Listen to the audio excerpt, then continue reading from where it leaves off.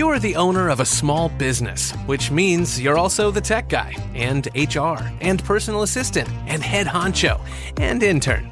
You could use another pair of hands, like the experts you'll find at Verizon Small Business Days, April 21st through 27th. Get a free tech check, special deals, and more. Call 1-800-483-4428 or visit verizon.com/smallbusiness to book your appointment. Verizon Business.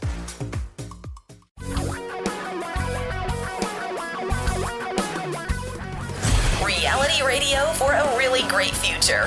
We're talking real money.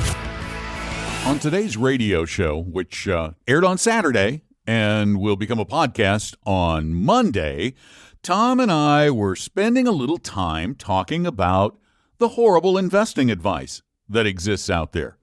And we were primarily referring to those who get paid to provide investing advice, like investment advisors and insurance agents and stockbrokers. But we should have also mentioned the folks who write articles online. Most of those are truly terrible.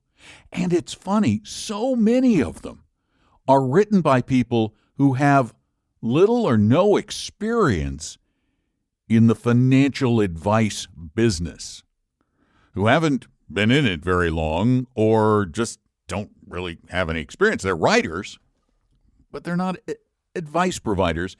And they don't go out and try to get the opinions of people in the industry, which makes them, if they don't have the basic knowledge, it's not very good information. You either should get a source or know what you're talking about.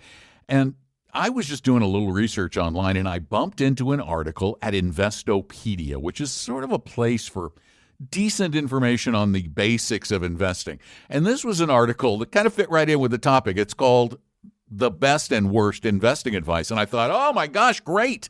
I get to read about some bad investing advice. But that's not what I found. The very first bit of advice that this woman discusses, she calls it advice to reconsider, which is her way of saying bad advice. The very first thing she says is advice you should reconsider is diversify. She says, diversification has long been held up as a way to protect your portfolio.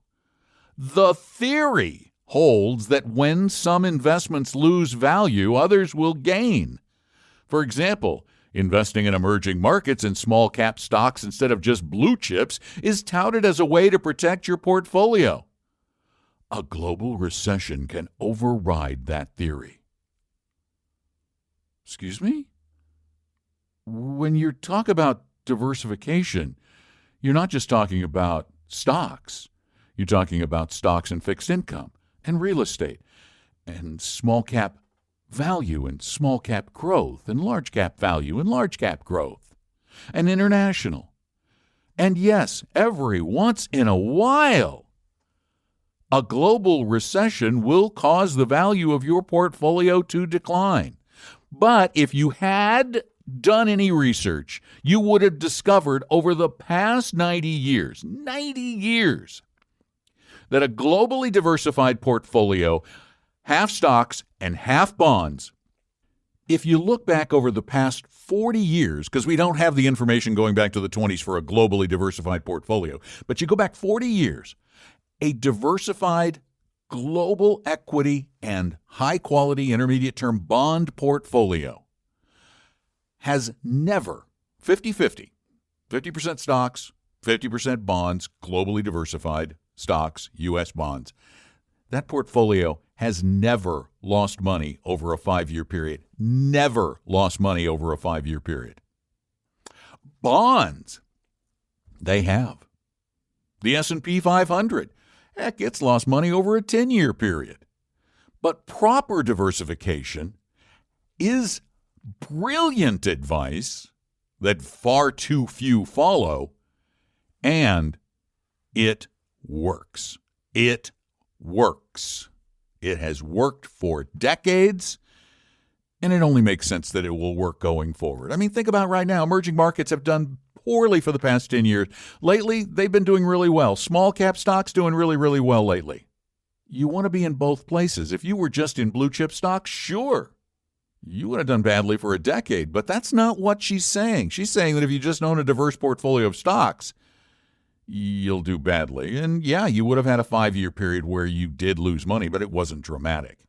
Then as far as there's one other little chestnut that she tries to debunk, but she just doesn't get it. She says you shouldn't buy term and invest the rest. She says, quote, whole life insurance policies have been panned for decades. Critics cite the low rate of return they provide and highlight how investing in the stock market can provide significantly greater gains. While it is true that whole life policies pay low rates of interest, any positive rate of return beats a negative 39% delivered by the average bear market. That's not true again. The average bear market is not a 39% number unless you're defining it by some wacky system that I'm not aware of. And what she neglects to mention is that the vast majority of the time, whole life insurance policies are sold by commissioned salespeople. We just looked at an example of a single premium upfront whole life policy that at the end of the first year was worth, if the person tried to get out, $4,900, and it only guaranteed a 2% rate of return. And the person getting it didn't even need a life insurance policy. That's the other thing that needs to be mentioned. A lot of people who have life insurance don't need life insurance. You only need life insurance if you have someone who is dependent upon you for an income, should you no longer be here. If you don't have anybody who's dependent upon you, then why should they win your death lottery? Pretty much, this is terrible advice. I looked this woman up.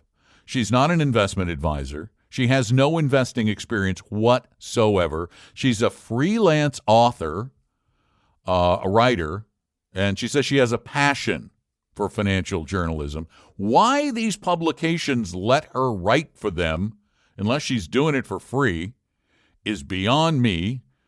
I mean, she lives over in Indonesia.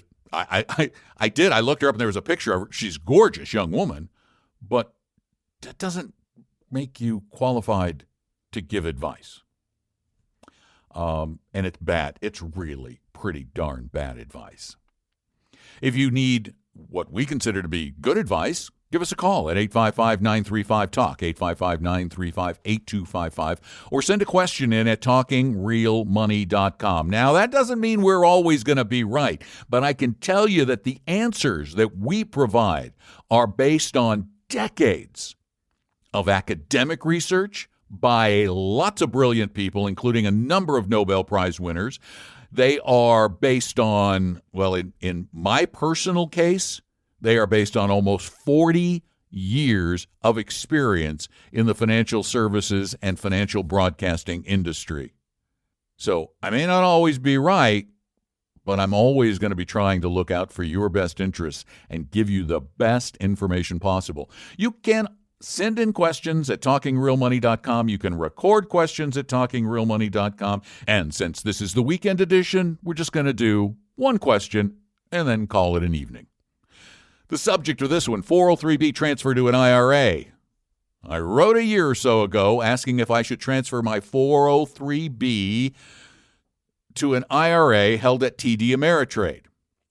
Since most of the investments I would use were Vanguard funds, you suggested that I go directly through Vanguard. Well, this is what happened. Here in Hawaii, our 403B is administered only through insurance companies which use annuities. Shame on you, Hawaii. I find that shocking. You've been taken in by the insurance crooks again, haven't you? They buy you some nice golf tournaments. They take you out to dinner. Now, before I go on, I would suggest the correspondent talk to the administrators of the plan and see if there is a way to petition in something else like Vanguard or Fidelity or Schwab or whomever. He goes on to say, it's a good thing I checked because there was a significant $16,000 surrender charge if I had moved it. Not only that, but the choice of funds have high fees. Of course they do. They don't care about you. They care about their buddies who are selling the plans. The surrender charge will disappear in 2023. Two things. One, in recent podcasts, people have brought up the issues with Vanguard's customer service. Yeah, they have. With that in mind, should I use a brokerage like Ameritrade so I can move money to different families of funds if I need to? The reason I keep mentioning Ameritrade is that I already have a Roth IRA with them and thought it would be simpler to have all my funds in one place. Yeah, I agree. Go to Ameritrade. They're a good company, and now they're Schwab. So you're going to be fine. Two, the funds in my 403B currently have high fees. I don't foresee needing to touch the money until I have to at 72. Is there a point that paying the surrender fee is worth the lower fee funds I can use in an IRA? Yes. The answer is a qualified yes. But you have to sit down and do the math. You really do. What would it cost you? What will it cost you to stay with these things until the surrender charge goes away?